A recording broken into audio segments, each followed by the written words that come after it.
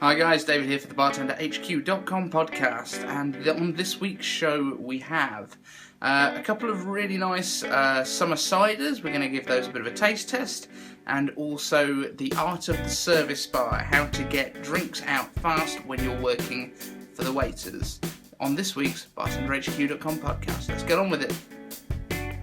Welcome to the bartenderhq.com podcast. Find us on Facebook and Twitter at bartenderhq. Here's your host, David Eden-Sangwell. Right guys, so getting straight on with it this week. First of all, we're going to try a couple of ciders. So we have the Alaska. This is a Swedish fruit cider. This is the Nordic berries version. These are from Aldi. My partner has got these basically because she is writing a blog for her blog, which is over at mamaboss.co.uk. For any of you guys that have got kids, I do recommend you go and take a look at that. But she's got some vouchers from Aldi to go and review some stuff for Father's Day. So for any of you guys out there as well who are fathers, it is Father's Day today, so happy Father's Day.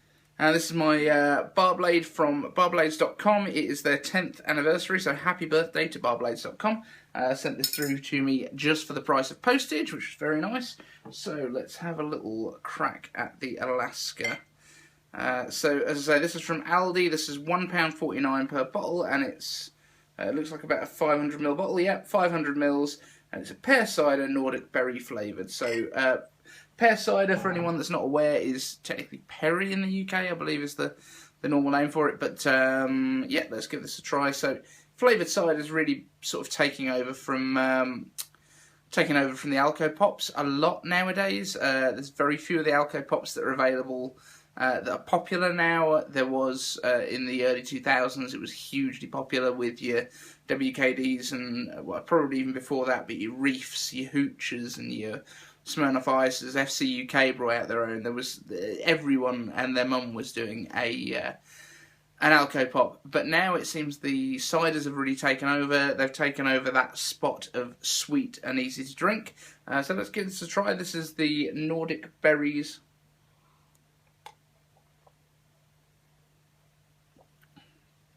That's very refreshing. It's like summer fruits. It's very much like if you were to have like a summer fruits cordial or something like that, like a Robinson's cordial, and mix that with like a very lightly flavoured soda. It doesn't taste alcoholic at all, not in the slightest. But as you can see, it's actually a lot fizzier than most ciders.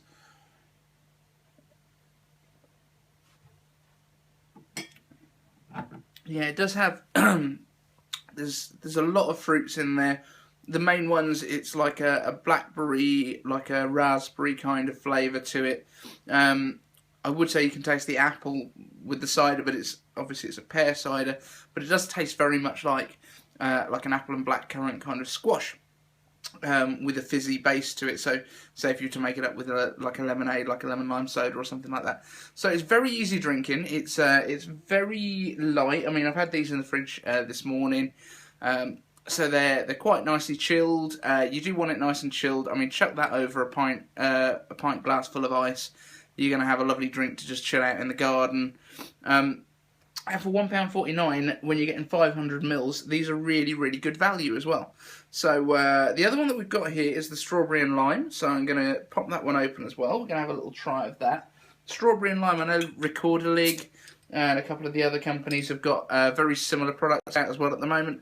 So we'll have a little try of this one. Initially, it smells like it's a lot more citrusy. This actually smells... You can get the strawberry straight away, but let's have a taste. Yeah, so that's very little lime, a lot of strawberry there. This is my first taste on these. I haven't had another bottle or anything to try out. This is the first time I've opened them and having a try of these straight away. But yeah, that's very, very much strawberries. It actually almost smells like a strawberry yogurt kind of dessert. It's very, very strawberry. But it doesn't taste artificial, actually. It does taste... It almost tastes creamy, though, like a strawberry yogurt. It's very strange, but I really quite like it. That's very tasty. And these sort of things, they're perfect if you're having any sort of garden party, if you're having friends over for a barbecue this summer, anything like that, and you want to have some stuff there that pretty much anyone can drink. I mean, this isn't going to be offensive to anyone at all, as long as you've got like your beers there for the guys, because the majority of guys will drink a beer if you give them a beer.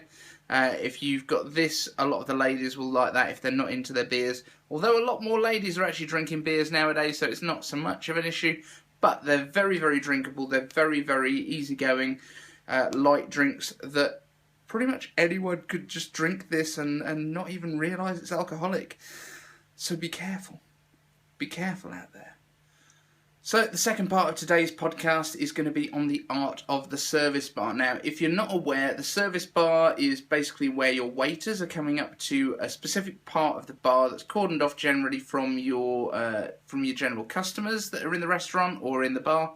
And you are basically, if you're a service bartender, you are there to make drinks purely for your waiters. You don't serve the customers, you're there to serve the waiters and make sure that they've got the drinks as quickly as possible and they can get them out to the guests in the restaurant who have ordered them. So there's a lot of differences between serving the main front bar and serving for service bar, as you can probably imagine, because you're not actually interacting with any of your guests. Just to be clear as well, if you are working in other bars, sometimes it's called a dispense bar, sometimes it's called like a waiter station, something like that. But essentially what we're talking about is the bar that the waiters will come up to, or the section of the bar that the waiters will come up to get their drinks from a bartender. So the differences is obviously, as I say, you're not going to be interacting with your guests, so all your focus is on making these drinks as quickly as possible. Now, if you're in a big or a busy restaurant, you could well be working with sort of 15 to 20 waiters, and so you're keeping up with essentially 15 to 20 different people who've all got tables that are sat there, and they're not kind of staggering their orders in specifically for you. As soon as someone wants a drink, they're going to process that order and it's going to hit you guys. Now, there's a few different ways that this can work. If you are working in a small restaurant or somewhere that's very old school, you may actually have your waiters either delivering you slips of paper or physically coming up to you and asking you for the drinks that they need. That will slow things down because obviously, A, you've got to be able to read the waiter's handwriting or memorise these drinks or write them down yourself.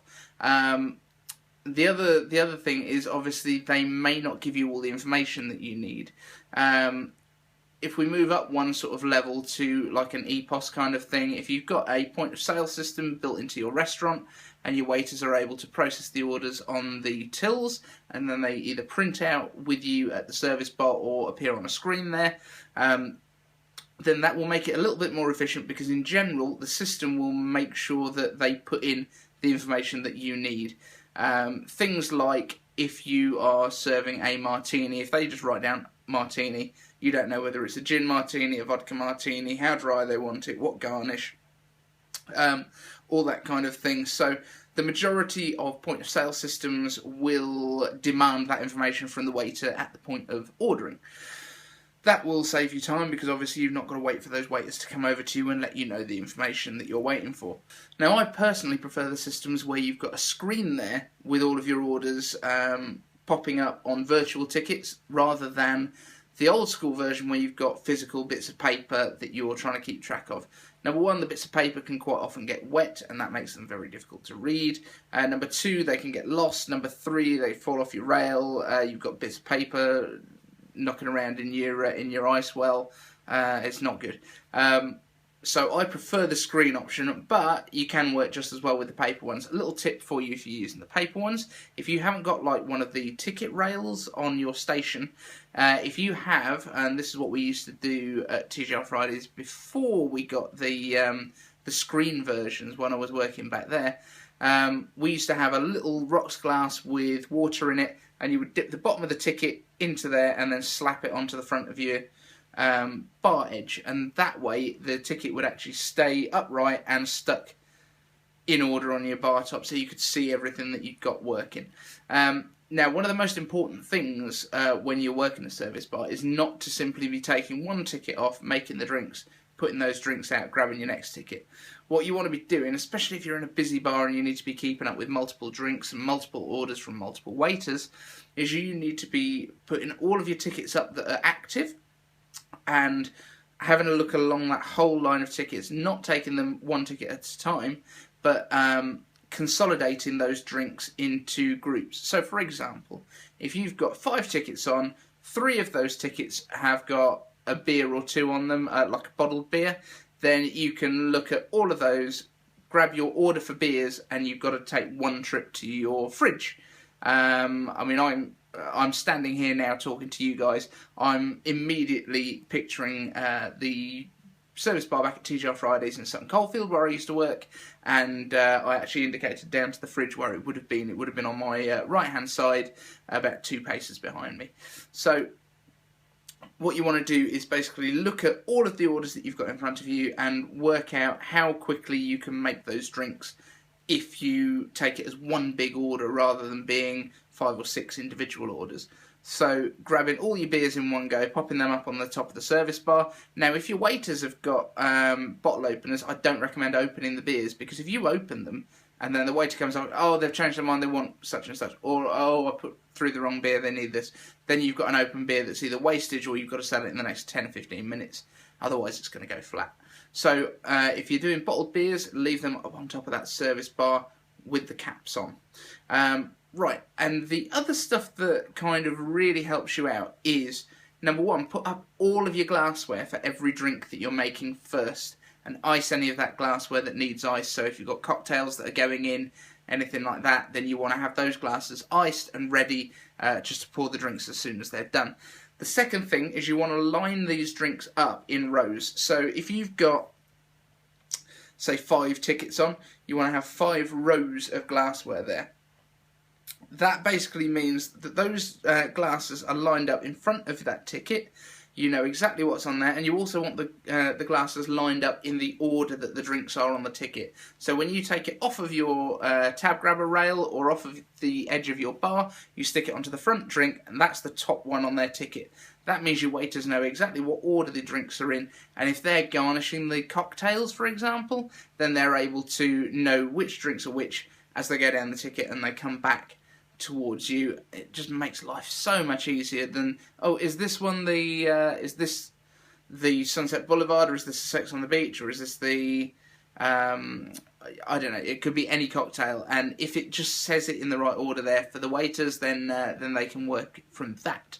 Now with your cocktails, obviously if you've got 2 or 3 cocktails that are the same across multiple tickets, which is a bit of a dream. You know, if it happens, brilliant, and you can make 2 or 3 cocktails in the same shaker, absolutely superb. It does speed your life up an awful lot. If you've got, however, 2 or 3 milkshakes, this is one of the things that really used to slow you down at Fridays, was the number of people that would order just milkshakes. Now you can make up the base milkshake, the vanilla, for 2 to 3 milkshakes in one blender cup. And then if you've got a vanilla in there, you can actually pour your vanilla out and then add the flavour for whatever's left. That's nice and easy. Or you can split it then between the 2 blenders, add your 2 flavours, and off you go. And it keeps you the other blender free then, assuming you've got 2 blenders on your station, which is very nice if you have. Then you've got that extra blender free for doing your daiquiris or your Silver Mercedes or whatever else is on your tickets. Now, you will need to make sure that your station is set up absolutely to the nines if you're going to be doing a busy service bar shift. You want to make sure you've got all of your spirits and spouted backups if you need them. You need to make sure you've got, your ice well needs to be completely full. You need to make sure all of your juices are there, and your mixers, if you've got any pre-made mixers or mixers that are made in-house, you want to make sure that there's enough of those. So whoever your daytime bartender is and you're coming in for the busy night shift, make sure that they leave you with a bar that's set up ready to work. Now, some of the other things that you're going to be doing on the service bar, it does depend on what the setup's like at your restaurant. But where we used to work, the waiters would actually top your drinks. So they would have access to soda guns. So they would put anything like sodas, colas, lemonades, anything like that goes on top of the drinks. So if I was pouring a vodka and cola, vodka and coke, for example, I would just put the ice in there, pour the vodka, and then the waiter would top it up with whatever mixer was going in there. The same with topping Long Island iced teas. I would do the spirits and the either sours mix if it's a bit old school and you've not moved on from that yet, or obviously your lemon juice and sugar syrup. Give it the shake and everything like that. Pour it over the ice, and then your waiter would top it with the cola. That kind of thing. That's really useful because, again, you're not kind of reaching for a soda gun, as well as pouring your liquors and pouring your juices and everything else. So it depends on what your setup is. You may also have to help out your waiters because they might well not be as familiar as you are with the garnishes and what your drinks are topped with. They should know for your top 50 cocktails that you sell quite often. They should be able to identify those and know how to finish them, basically how to expedite those ready to go to the tables. But if they need a hand with something that's a bit more obscure that's been ordered, then either you can do it yourself as the bartender and make sure it's garnished and ready to go, or you can be making sure that they know what needs to go on there. Now, the speed of the service bar, it all pretty much comes from only picking items up once. It's basically like doing a speed round for 5 or 6 hours. So you're going to want to minimise the number of times that you touch your tools. So, as I said before, if you're going to line up all of your glassware and ice everything that needs to be done, you're only picking up that ice scoop once rather than 5 or 6 times to do each of those orders individually. Each of these little things will save you a couple of seconds, but that's a couple of seconds that will really make huge differences when you're serving hundreds and hundreds of drinks during the course of an evening. Now that sort of gives you a bit of an overview of the service bar.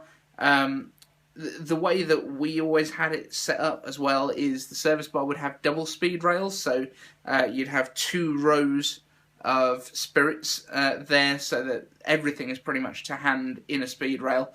There would also generally be up above your head another shelf with some of the premium stuff that you don't have right in your rails, stuff that you're not touching as often, and also your red wines would quite often live up here. But if there's anything that you don't quite understand about a service bar or a dispense bar and the kind of speed and what you can do to improve your speed, if you've got any questions for me, please, by all means, ask us a question. Click over to bartenderhq.com/voice message, and you can actually leave me a voicemail message, which I can pick up. We can play it on the show, and you can ask your questions there, and I will do my best to answer them for you.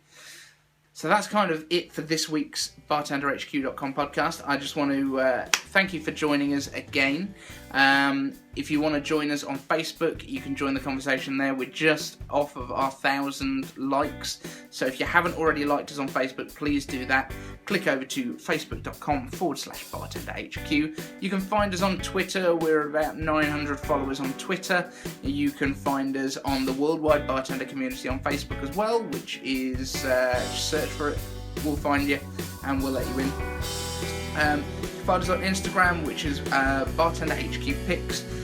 Obviously you can find us on the YouTube channel. If you're listening to the audio version of this on iTunes, please feel free to give me a review. 5 stars is the most that you can give.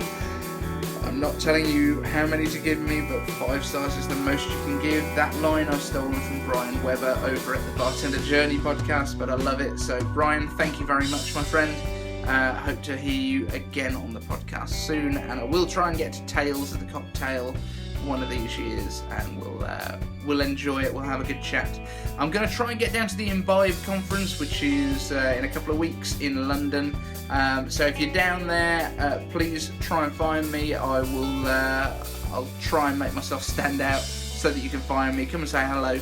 And definitely check out Ulrich, who will be there with the Gold of Mauritius rums and the Mauritius Club rum as well.